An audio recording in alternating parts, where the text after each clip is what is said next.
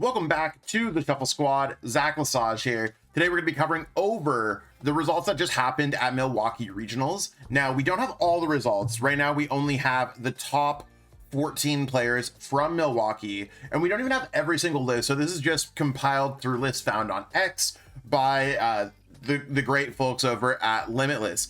You can see the metagame's a little bit different than what we see normally. Sure, you might have seen Raging Bull, Dragapult, whatever, but Raging Bull hasn't won a major in a while.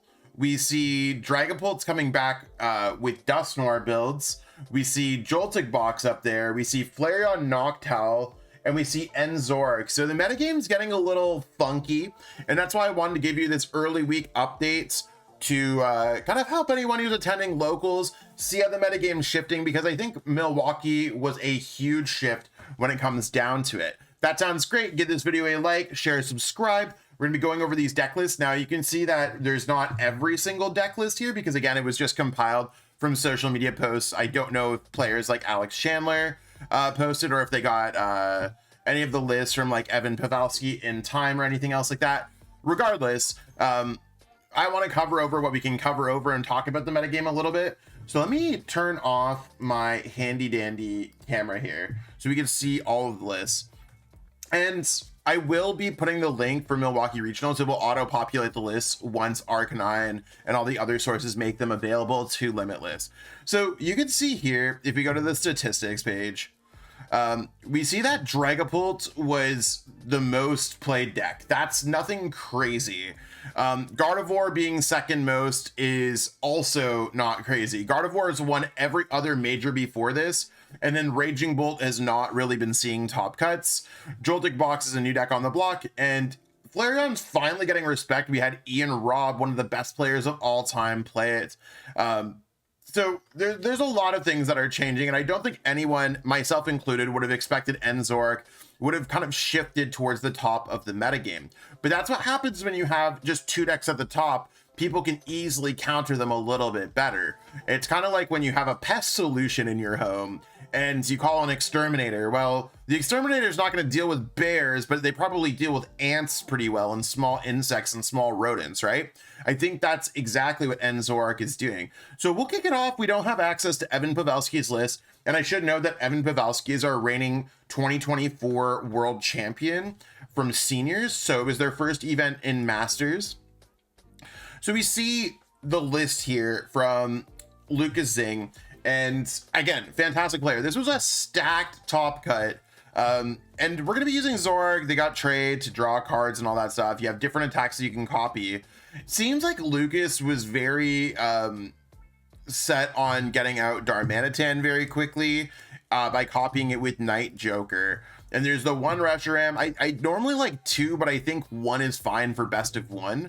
And then there's a Blood Moon Ursaluna to do Blood Moon Ursaluna things. A card here that we might want to start adding into our collections as we get these setup decks is Bombardier EX. So if you go first, you can use this hack during your first turn, similar to like similar to any of the supporters like Carmine or whatever. It breaks the conventional rules. Search your deck for up to 3 basic Pokemon and put them onto your bench. So going first, loading up your bench with these Pokemon, and being like, cool, I'm gonna use Bombardier, I'm gonna get set up. To me, this seems like one of the most like legit straight up builds. Cyrano's really cool because you could, after searching for those basic Pokemon, you could search for all the Zorg, start drawing, draw. And we have everything else here to just guarantee that. So I think it's a cool build of Zorg. I think we're probably going to start seeing more Bombardier EX. Maybe Lucas is like, yeah, this is a one-time thing. This card sucks. Trade's broken. I'm not sure, but I think overall it's a really cool take on the deck. Then we're going to go into the Dragapults. Now, we see a lot of Dragapults that saw success. Like, we see Cal Connor, who won Toronto Regionals previously this season. And it's just, you could retreat into your Cleffa or retreat into your Bidoof. And there's also Genesect here to lock your opponent's A-Specs from being played. I don't think there's anything crazy. It's just a bunch of Arvin, Jacques, Brock, like draw, raw search. So you're just getting set up over Itchy Pollen, moving some damage back with Monkey Dory, pretty cool list. And then we're going to see Makani Tran probably play something similar. Instead of going for the Jacques, he went Professor's Research. And I think you're seeing the same Genesect Bidou kind of strategy. So some cool straight up Dragapult lists. When it comes to some top players, we can also see Ryan Antonucci playing a very similar build between both. So you can take a lot from these different decks and be like, huh, I like how this one was pieced together. I don't know if I like this. I like this. I think that Dragapult is just an incredibly strong Pokemon, and it's proven that self over the past little bit. Then we start seeing some Dragapult Dusknoir lists. We see Owen Dalgard, who's had a monster season, seeing success here with otherwise a pretty standard list of Dragapults. As far as I can tell, a lot of lists have switched to the Iono, Bosch, Research, Arvin, Jacques. Has the EXP share, which I think is cool. A lot of people were like, yeah, regular Dragapult is just kind of dying down a little bit. I guess when that deck dies down, people just kind of pick it back up naturally. But we did see a handful of the Dragapult Dusknoirs that seemed quite strong for the current metagame. Now, we did not see Gardevoir as much, but we do see Brent Tonneson, absolute monster player. And I believe this is the exact same list from Monterey Regionals. If you look at like the list here, like at Limitless, it shows first place Brent, first place Sevilla, winning 2 majors. Then we see a lot of other players seeing success with it, and then Brent's following it up with hey, I'm also going to top cut another one. So my opinion is, when it comes to Gardevoir, Brent has just really proven how strong he is as a player, how successful this deck is. And I think Gardevoir, if anything, got easier to play, which probably takes off some mental load from top players like Brent. Gardevoir is just a beast, the same way that Dragapult's a beast. So if you're looking for a deck to just kind of carry a little bit, especially if you know what you're doing with it, Gardevoir is not a bad choice. Maybe playing Gardevoir in a field of all and Zorg is a bad choice. But that's where that's at. So we've seen the Dragapult Dusknoir, we've seen the Enzorg, we go through the Gardevoirs, and then we see Ian Robb absolutely have a monster day with the Eevee Box deck. Now, I recently played Eevee Box at the Monterey Regional Championships. I tied my winning into top 16. That's fine. I like top 16 is a little bit different than making asymmetrical cut, not much, but kind of.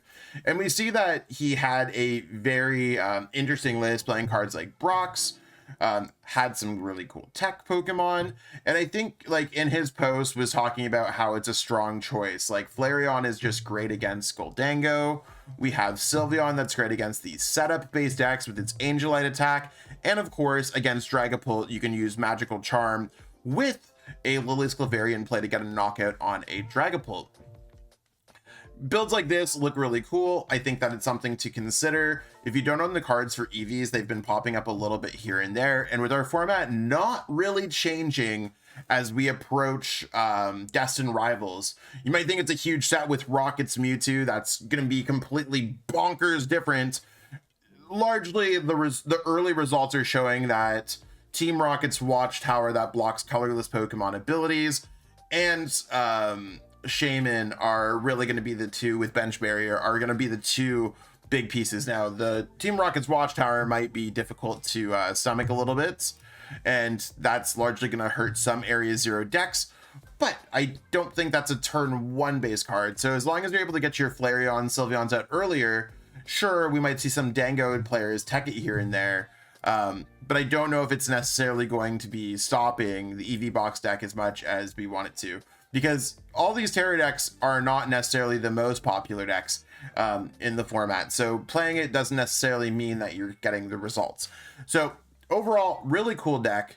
I'm actually going to be teaching a class on this deck this week. I think it's actually tonight if you watch this video fully, but you can always check it up later on my Metafy. Eevee Box is a really cool deck.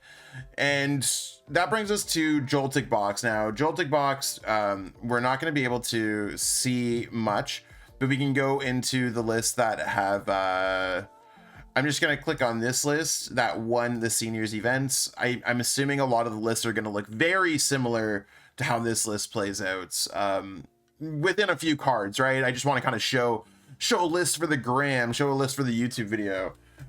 This is really Joltik Box. You're using Jolting Charge, powering up your Iron Hands, and then you're attacking your opponent's Pokemon. So kind of like Miraidon, but you're using Joltik to power up. It literally plays Miraidon. Or you can power up Pikachu, and having access to Pikachu being able to knock out some of your opponent's Pokemon, that's cool too. So Joltik Box has definitely popped up. It saw a lot of success at the tournaments, made it all the way to top 4. I'd probably pick up the cards for Joltik Box. It seems quite good. And the cherry on top is that Raging Bolt won the tournament. Christian Labella used to be my local player when I was in the Toronto area. Absolutely a fantastic player who I was really happy seeing both Makani and Christian in the final, because I love when these young kids that dedicate hours into the game are rewarded. So for me, like, as much as I'm not getting those top cuts as frequently anymore, give me some grace here. I'm a Pokedad with a new baby at home, and I still got my World's Invite this year, so I think we're doing okay. Let me yap on YouTube for all y'all. Raging Bolt seemed like a pretty good play because it has some answers with the baby Raging Bolts. This card's kind of tying it all together for the Gardevoir and Dragapult metagame, being able to snipe. We saw a lot of use of that in the finals. And then otherwise, Raging Bolt is just big attack goes, big attack burr. It's very powerful. I think that Christian had a fantastic list, had some well-teched opportunities, had some plot armor as well. You're not going to win an event if you don't get a little bit lucky, right?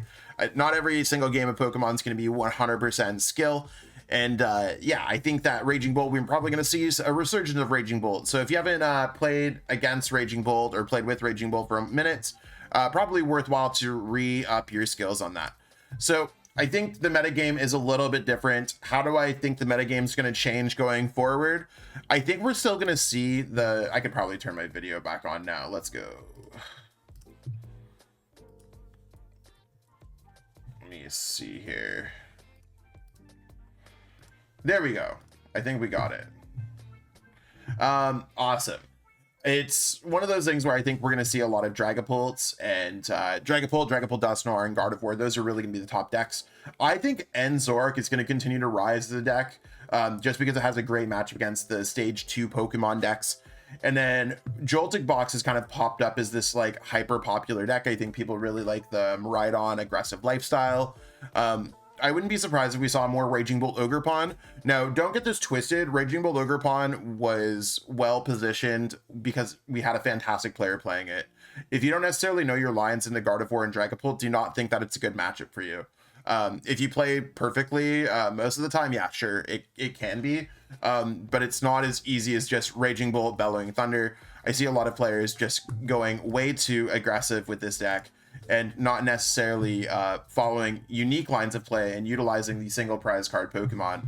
Quite literally, I don't think that Raging Bolt would have seen success if it wasn't for the baby Raging Bolt and the Slitherwing here.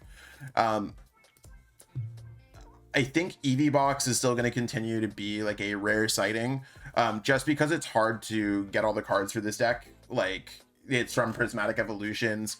A lot of collectors bought those, not a lot of players bought them, and it's hard to kind of get all the cards to put together. But it makes it just a little bit more of an expensive deck. It's like 105, and if we look at the winning deck, like it's 70.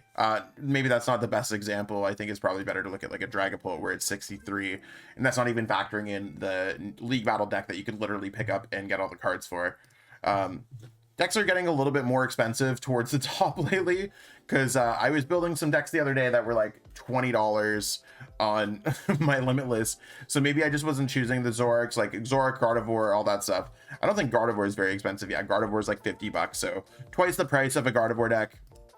Is it better? That's a good question, but I think it's a well-positioned deck, at least for the rest of this current format, and it's interesting for the rest of its lifetime. So stay tuned. I'm going to put the link in the description for all of these things. You can copy and paste all of these decks, including Christian's winning deck in the finals of the tournament. You can copy and paste that right into live. If you need it in the cards, check out our sponsors at Kayfabe Cards, at PTCGL Store. And if you need to sleeve anything, we only use Ultimate Guard products here. So check out our sponsors in the description. The rest of the lists are going to probably populate by end of day. You might be like, Mac, why did you put this video here? Well, I wanted to record some tabletop gameplay and it didn't necessarily work out. My weekend got a little bit busier than expected. So we're going to give you a metagame update. I'm sorry to anyone who was expecting a tabletop video today. I will have more tabletop content out this week. Probably going to have a video up tomorrow of some new decks. So if you want to see some new Destined Rivals gameplay, keep me updated. Let me know what you want to see, especially in the comments. I do get back to all comments. And yeah, I would have rather seen all the lists and kind of go through a complete meta breakdown. But I figured, you want to know what? There's enough lists here, and it does tell a story of Milwaukee. And then you can check out the list. And if you have any questions, ask me in the comments, ask me in my DMs, hit me up for some Pokemon TCG coaching. Available for all of those. Much love to all y'all. I hope that this video gives you a great kickstart to your week and that we catch you at the top tables at your next tournament. If not, like I said, myself and the rest of the Shuffle Squad, we do a lot of Pokemon TCG coaching, so we'd love to help you on your Pokemon journey. I'll catch up with all y'all for tomorrow's updates to the videos. I mean, probably just a tabletop gameplay video. So we'll catch up with all y'all then. Peace out and have a great one.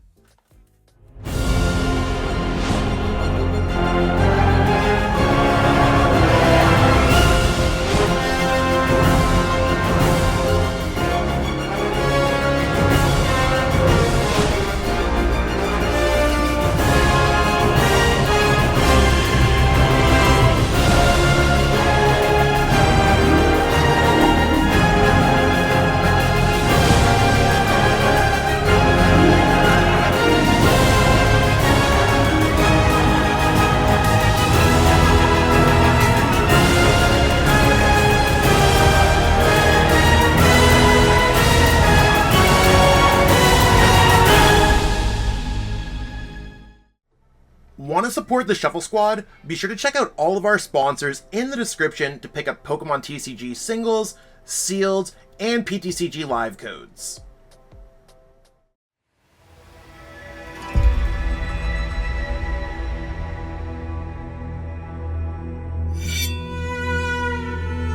Tabi no hajimari wa tsune ni michi e no ippo de aru. Sore wa yami e to tsuzuku. 初めの一歩を踏み出すには勇気がいる。そして旅の終わりには旅を始めた時の自分とは別人になっているかもしれない。旅に出よう。物語の次の章がお主を待っている。将軍の道を歩め。侍の箱とともに。アルティメットガードが送る冒険の第一章。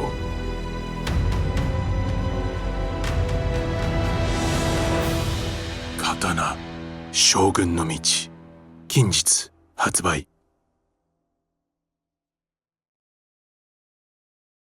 Thank you so much for watching this video. I hope that you enjoyed the content that we have today, and maybe you'll click on one of these other videos, enjoy those videos too. If you haven't already, give this video a like, subscribe to the channel, and let us know in the comments what video you want to watch next. Until next time, we'll catch up with all y'all later. Have yourself a great day.